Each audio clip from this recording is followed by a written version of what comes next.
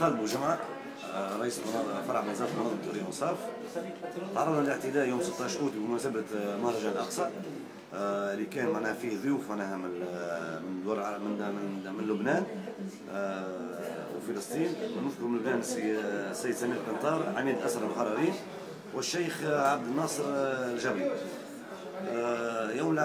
يوم 16 أوت وقع معناها مداهمة مقر مكان دار شباب ببنزرت من طرف مجموعة كبيرة من السلفيين. وقع الاعتداء على اللافتات وعلى المعلقات وعلى معناها كله على علم تونس وعلى علم فلسطين وعلى صورة القدس مرت سين تحت القاع. وانا كنت معناها اقرب واحد موجود معناها للمكان هذاك. كلمني مدير دار الشباب، مشيت نلقى الدنيا معناها كل مقطع واحد. احتجيت معناها على السلفيين كيفاش يدخلوا معناها مقر دار الشباب واحد. قالوا لي احنا نحكموا في البلاد وما عندكش حق تجيب بنت سمير قنطار وما عندكش حق باش تصطدع ضيوف، وهذا سمير قنطار تابع حزب الله وحزب الله الشيعي ودرجوه حسين وحكايات تاع معناها خرارف كيما تقول امي خرارف امك سيسي.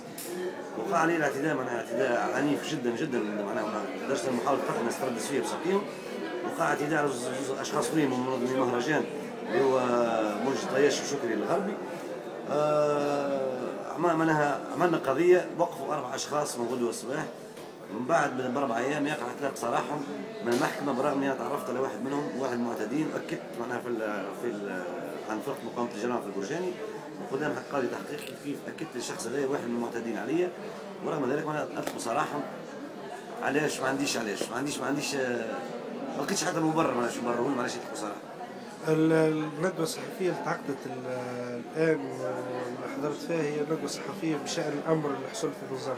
الندوة الصحفية هي معناها على معناها الهجمة اللي قاعدة واقعة على رابطة التسامح اللي هي معناها رئيسها السي سعد المصري. أنا جيت بصفتي معناها واحد من اللي اعتدوا، واحد من المعتدى عليهم في مهرجان الأقصى.